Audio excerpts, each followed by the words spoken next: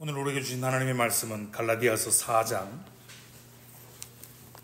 8절에서 11절의 말씀입니다. 신약성경 306페이지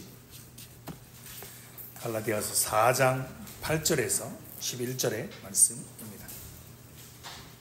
8절에서 11절의 말씀을 저와 여러분이 한 절씩 교독하고 마지막 11절의 말씀은 함께 읽겠습니다. 8절입니다. 그러나 너희가 그때에는 하나님을 알지 못하여 본질상 하나님이 아닌 자들에게 종노릇하였더니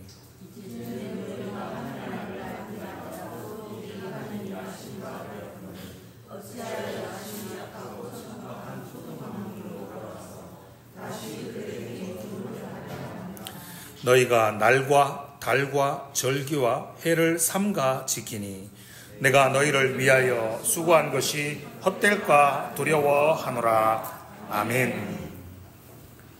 갈라디아서 강의 9번째 시간입니다. 오늘은 갈라디아서 4장 8절에서 11절의 말씀을 가지고 그리스도인의 삶의 본질이라는 제목으로 함께 말씀을 나누며 은혜를 나누고자 합니다.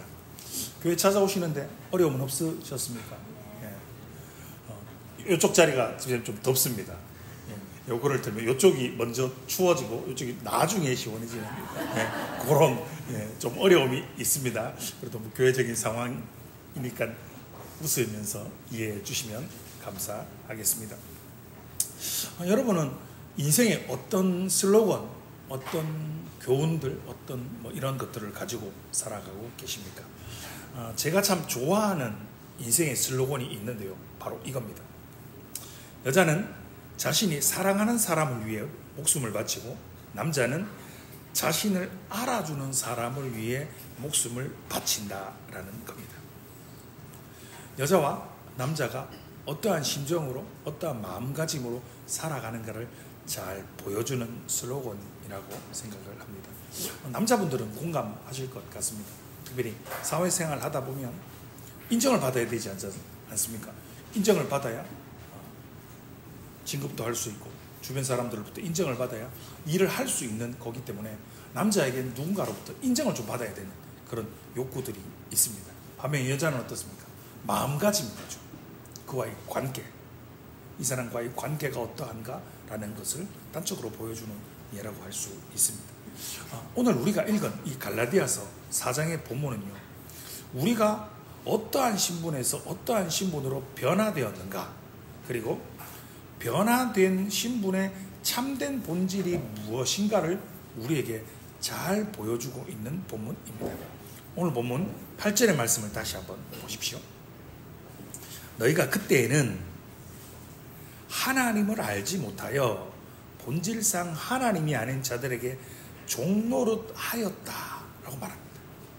바울은 갈라디아 교인들에게 그들이 그리스도를 알기 전의 삶, 그의 삶이 어떠했는가? 어떻다고요? 하나님을 알지 못했다. 하나님을 알지 못했기 때문에 본질상 하나님이 아닌 자들에게 종노릇하던 것이 너희들의 신분이었다라고 선포하고 있습니다. 여러분의 삶도 한번 생각해 보십시오. 예수를 믿기 전, 하나님을 알기 전, 하나님을 믿기 전에 나의 모습은 어떠했는가를 말입니다. 그들의 모습은 하나님이 아닌 다른 존재들에게 붙잡혀서 종소리를 했습니다. 종살이를 했죠. 그리고 그러한 그들의 모습을 바울은 초등학문 아래 있었다, 후견인 아래 있었고 청지기 아래 있었다라고 4장의 앞부분에 이야기를 하고 있습니다. 이는 단지 세상의 초보적인 원리들을 말할 뿐 아니라 돈, 성 혹은 권력과 같은 강력한 세속적인 가치들을 모두 포함하는 표현이죠. 여러분, 돈은 어떻습니까? 돈은 마치 그것을 가지고 있으면, 야, 돈 있으면 행복할 수 있어. 돈은 무한한 가치를 가지고 있어. 돈을 가지고 할 수 없는 게 없잖아. 돈이 참된 가치를 주고 돈이 너의 인생에 자유함을 누릴 수 있다라고 우리를 미혹합니다. 성은 어떻습니까?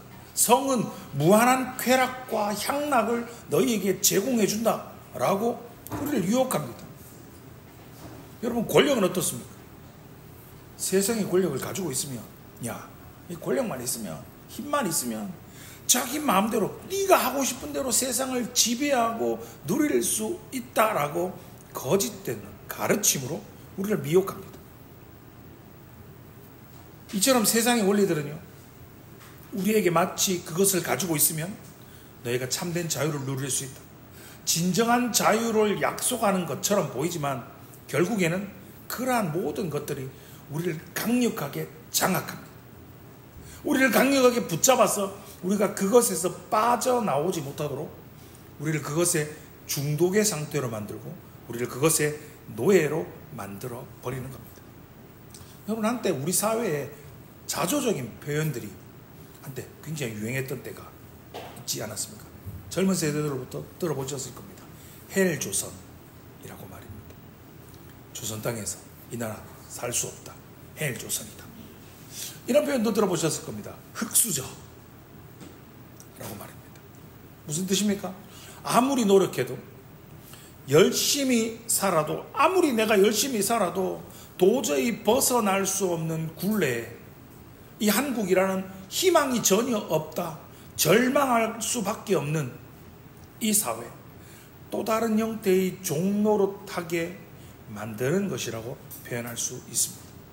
우리가 스스로가 우리의 삶의 주인이라고 생각하지만 실제로는 어떤 존재나 어떤 세력에 의해서 종노릇하고 노예인 상태로 살아가는 경우가 많다라고 바울은 본문의 말씀을 통해서 지적하고 있는 겁니다. 이러한 상태가 어떤 상태입니까? 하나님을 알지 못하는 자들이 처한 이중적인 종노릇의 상태인 겁니다. 무슨 말이죠? 세상적으로 미신이나 세상 관습의 종인 동시에 그러한 사상을 가진 사람들의 종이 되는 이중적인 종노릇의 상태를 의미하는 겁니다. 여러분, 바울은 갈라디아 교인들에게, 그리고 지금을 살아가는 저와 여러분에게 선포합니다. 타 종교의 신들은 본질상 하나님이 아니다. 그것들은 단지 사람을 자신의 노예로 삼는 존재들이다 라고 분명하게 선포하고 있는 겁니다. 사랑하는 성도 여러분, 저와 여러분의 믿음의 대상은 오직 하나님 한 분밖에 없습니다.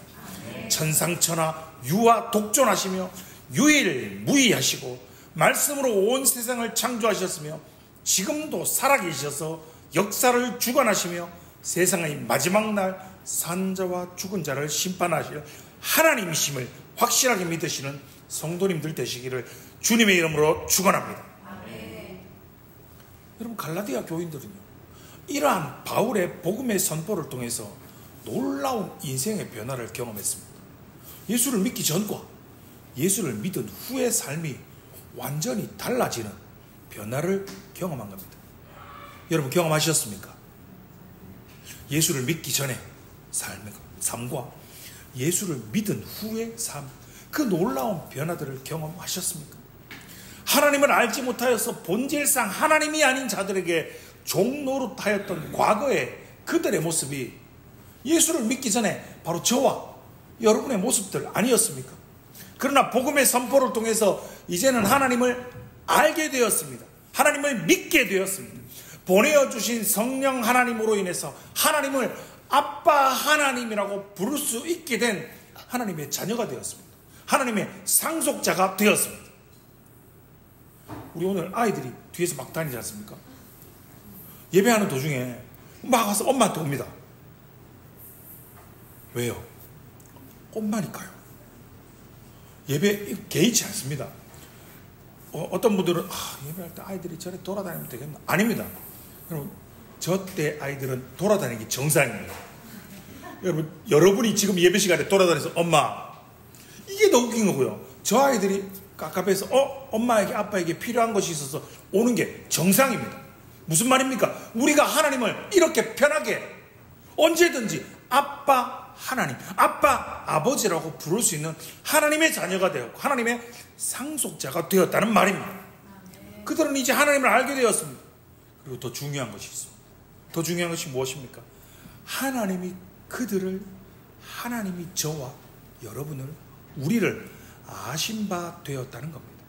여러분, 우리가 하나님을 아는 거 중요하죠.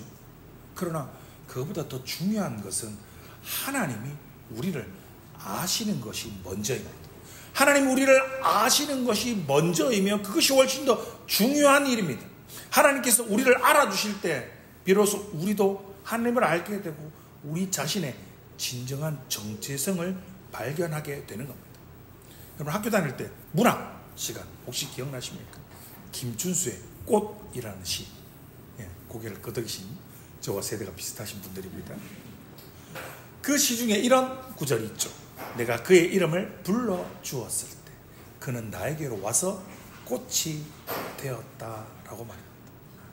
여러분 하나님이 우리에게 찾아와 주셔서 우리를 만나주시고 우리의 이름을 불러주시고 우리를 안아주셨을 때 그 믿음이 삶을 변화시켰습니다.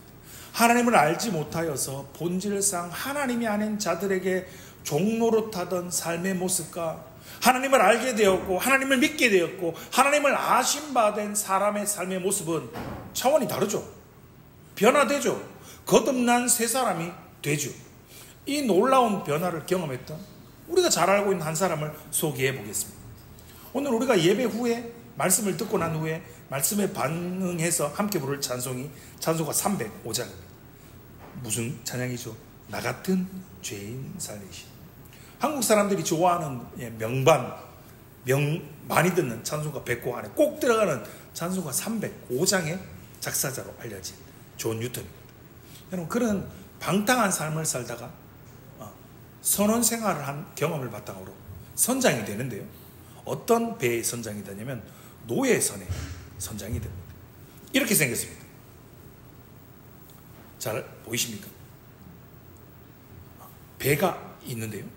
아프리카 노예들을 싣고 대서양을 건너서 영국으로 데려오는 노예 무역선의 선장입니다. 이거 잘 안 보이시죠? 이렇게 생겼습니다. 사람을 이렇게 넣어서 짐짝 취급하듯이 이러한 노예선의 선장이 됩니다. 그는 1748년에 큰 폭풍을 만나게 됩니다. 죽음의 위기를 겪으면서 믿음을, 신앙을 갖게 되었습니다.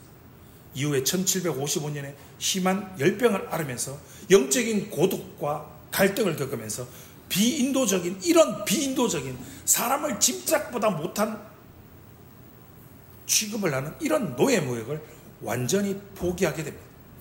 이러한 노예선의 선장을 그만두고 그는 신학을 공부해서 목회자가 되어서 복음 전파에 힘쓰고 영국의 노예 제도 폐지 운동에 큰 영향을 끼친 사람이 바로 존 뉴턴입니다.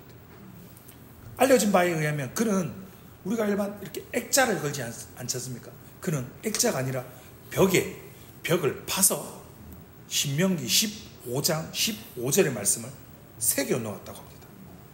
화면에 있습니다. 같이 한번 읽어보겠습니다. 시작. 너는 애굽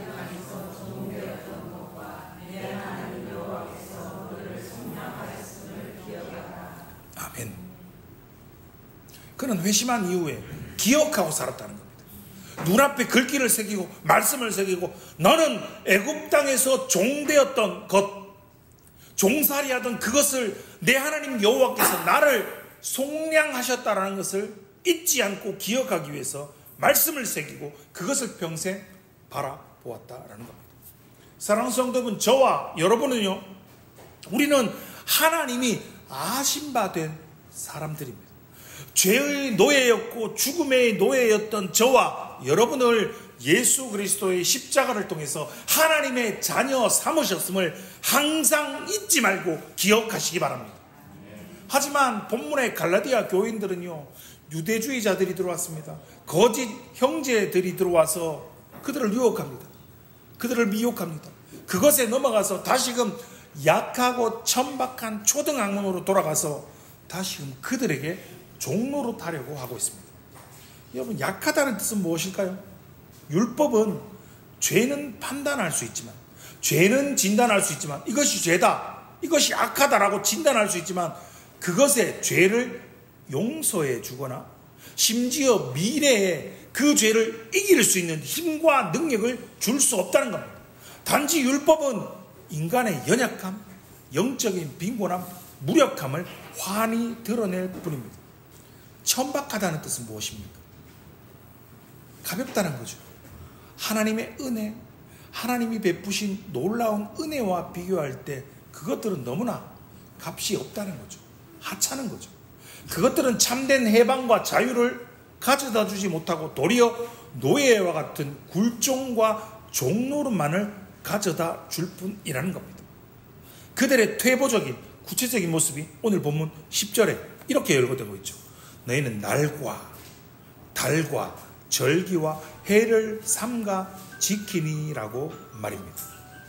감사합니다. 물을 먹으라고. 네.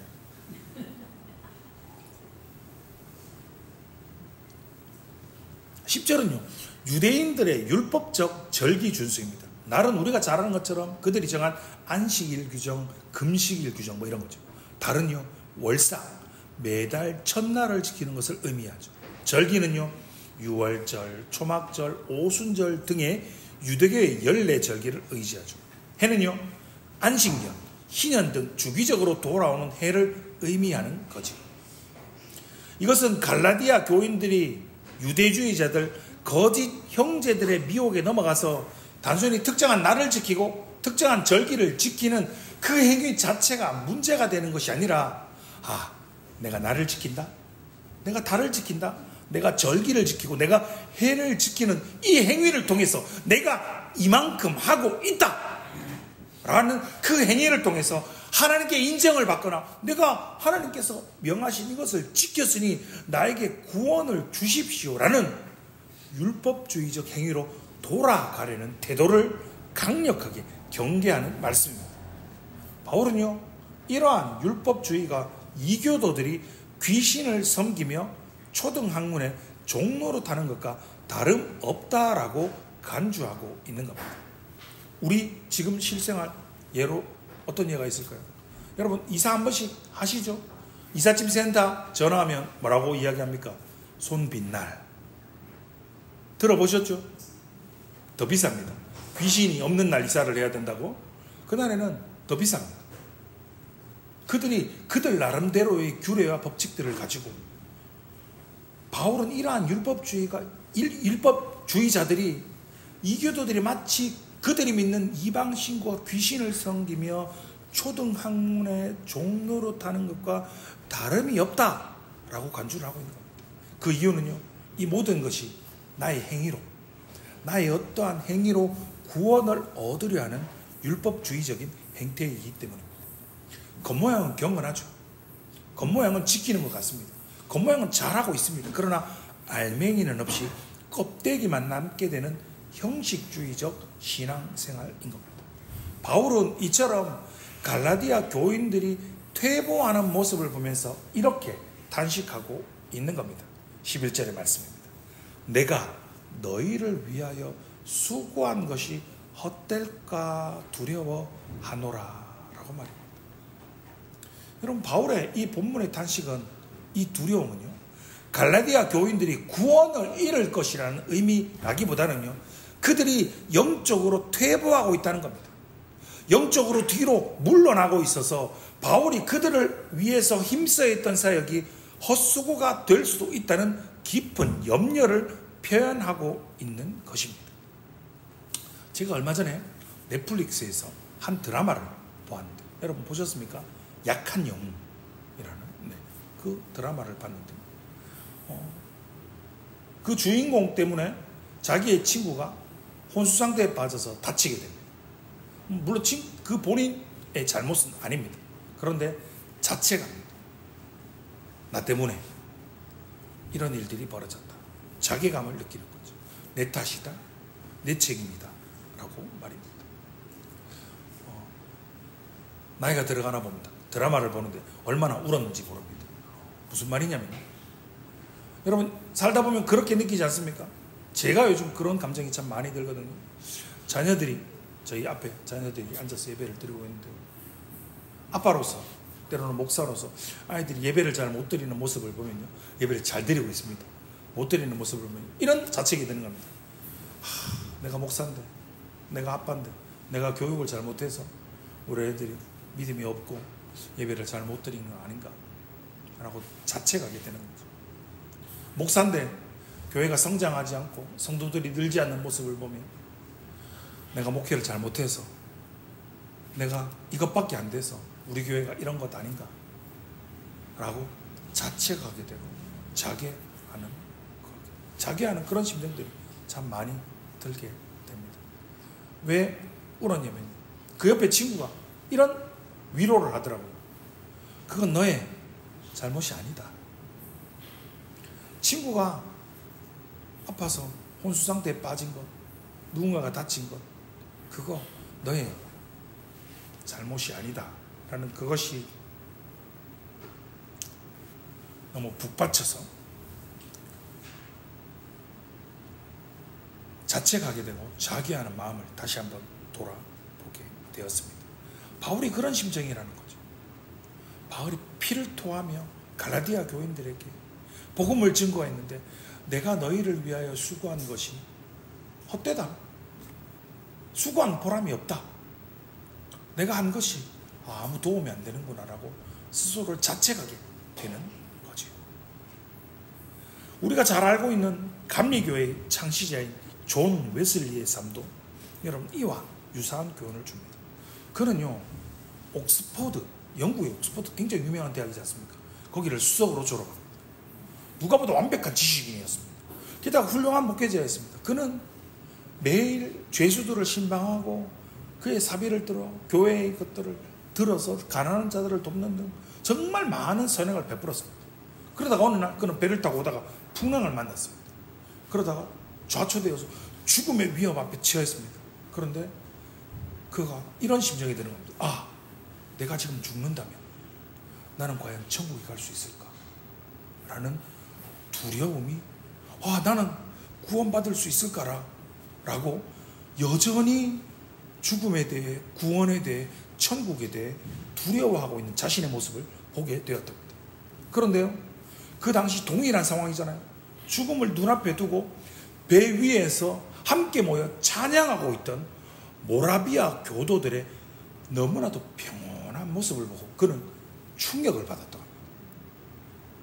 웨슬리는요, 내가 가난한 자들을 돕고 선행을 베풀고 내가 하는 그 모든 열심이 나를 결코 구원할 수 없다라는 것을 깨닫게 되었고, 오직 예수 그리스도의 십자가 대속의 은혜만이 유일한 구원의 길임을 그는 발견한 것이었습니다.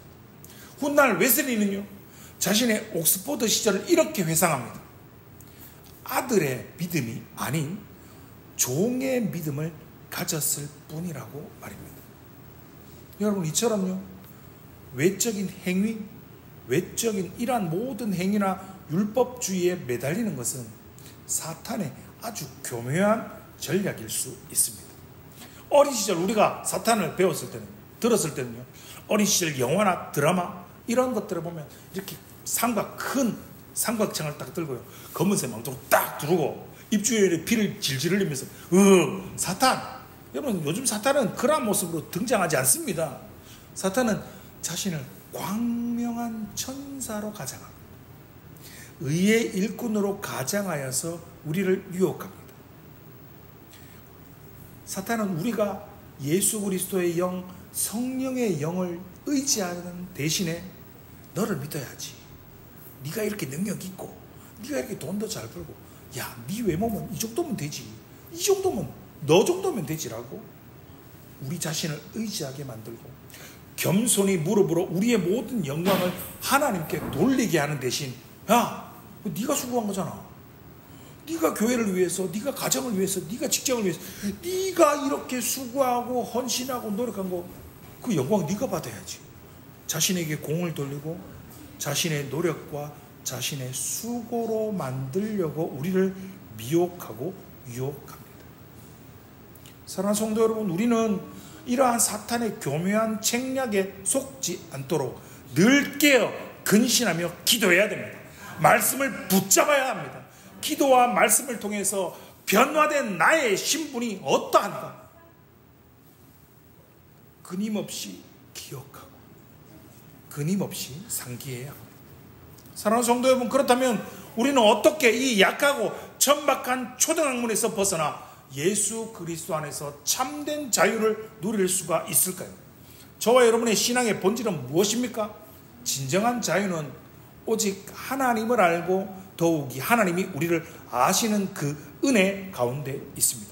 우리가 잘 알고 있는 요한복음 8장 32절의 말씀입니다. 화면을 보시고 같이 한번 읽어보겠습니다. 시작. 진리를 알지니 진리가 너희를 자유롭게 하리라. 아멘. 종에게 자유는 없습니다. 노예에게 자유는 없습니다. 그러나 무엇이 우리를 자유케 합니까? 진리입니다. 참된 자유는요, 율법적인 의무감이 아닙니다. 바리새인적인 형식주의가 아닙니다. 오직 하나님의 은혜에 감사해서 진리 안에서 나오는 삶이 진정한 자유, 참된 자유인 것입니다. 복음은요, 여러분 세상의 가치관과는 정반대의 역설적인 진리를 선포합니다. 오늘 교회 처음 오신 건가요? 교회는 처음 오나요? 여기는 처음. 아, 그렇죠. 여기는 다 처음입니다. 앞에 앉아 있는 저희 애들 빼고는 다 처음 맞습니다. 예. 한번 물어보겠습니다. 여러분, 복음은요, 교회는요, 세상의 가치관과 정반대의 역설적인 진리를 선포하지 않습니까? 세상은 어떻습니까? 강한 자, 돈 많은 자, 좋은 차 타고 다니고 넓은 집에 사는 자가 복이 있다고 말하지 않습니까? 그런데 교회는요, 복음은요, 오히려 약한 자, 가난한 자, 세상이 비웃고 조롱하고 격렬하는 이들에게 하나님의 나라가 영생이 구원이 약속되어 있다고 말합니다. 세상은 정반대죠. 세상은 더 많은 것을 가진 자가 복이 있다고 말하는데 성경은, 복음은 그렇지 않습니다. 이것이 가장 극대화되어서 우리 눈앞에 밝게 보인 사건이 있죠. 어떤 사건입니까? 십자가 사건이죠. 만왕의 왕이신 하나님이 가장 낮아지셨고 가장 약해지셨고 가장 가난해진 십자가 사건이, 그 사건을 통해서 역설적으로 온 세상에 생명을 가져왔고 구원을 가져왔습니다. 십자가는 죽음을 생명으로, 가난함과 약함을 가난함과 약함을 부유함과 위대함으로 역전시킨 하나님의 능력임을 우리에게 밝히 보여주셨습니다. 그렇기 때문에요, 갈라디아 성도들이 바울의 그 연약함, 약함을 보고 복음을 전하는 사람이 저래 아팠대겠나? 복음을 전하는 사람이 저래 비실비실해가? 그를 조롱하지 않았습니다.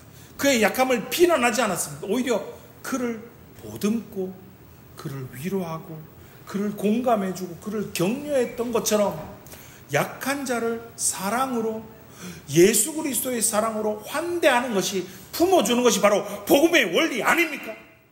우리가 왜 그래야 됩니까? 우리도 가진 게 없는데 우리보다 더 못한 자들을 왜 품고 보듬어 주어야 합니까? 우리가 이미 예수 그리스도의 십자가 대속의 은혜로 가장 큰 죄를 이미 용서받은, 이미 사랑함을 입은 자이기 때문입니다. 우린 더 이상 종이 아닙니다. 우린 하나님의 아들 된 특권을 누리는 하나님의 상속자입니다. 여러분, 각골난망이라는 표현 들어보셨죠? 받은 은혜가, 그 받은 고마움이 너무 커서 뼈에 새겨서 평생 잊지 않는다라는 의미이지 않습니까? 우리에게 베풀어 주신 하나님의 사랑, 그 하나님의 크신 은혜를 잊지 않고 살아가는 것이, 이것이 저와 여러분의 신앙 믿음의 본질입니다. 우리를 위해서 하나밖에 없는 독생자 아들, 그분을 보내신 그분이 세상이 끝날까지 우리를 천국으로, 영생으로 구원하러 인도하시기 위해서, 우리를 견인해 주시기 위해서 성령님을 보내주셨습니다. 성령 하나님으로 인해서 우리는 하나님을 아빠, 아버지라고 부를 수가 있습니다. 사랑하는 성도 여러분, 저와 여러분의 참된 신분, 진정한 신분, 변화된 신분이 무엇인지를 잊지 마십시오. 자리가 사람을 만든다 라는 표현 있지 않습니까? 나의 자리. 하나님께서 우리의 자리를 어떻게 변화시켜 주셨는지, 우리의 자리를, 우리의 신분을 기억하시기 바랍니다. 그리고 자리에 맞게 신분에 합당한 삶의 태도를 보여야 하지 않겠습니까? 저와 여러분은 초등학문과 율법의 종로에서 벗어나서 예수 그리스도 안에서 참된 자유를 누리도록 부름을 받았습니다. 예수 그리스도의 십자가를 통해서 주어진 하나님의 은혜를 붙잡으시기 바랍니다. 기억하시기 바랍니다. 나의 행위, 나의 섬김, 나의 그 어떠한 노력, 나의 그 어떠한 행위와 능력으로 구원을 받으려고 하거나 혹 하나님을 기쁘게 하려고 하지 마십시오.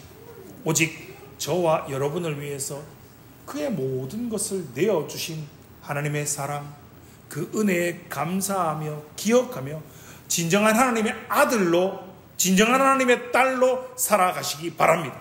율법과 세상의 초등학문에서 우리를 자유케 하시기 위하여 십자가를 지신 예수 그리스도의 복음의 능력을 회복하시기 바랍니다.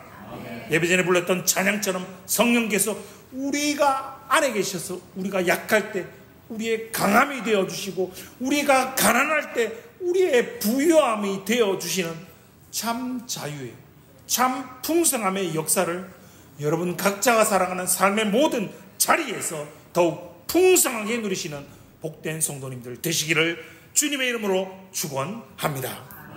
기도하겠습니다.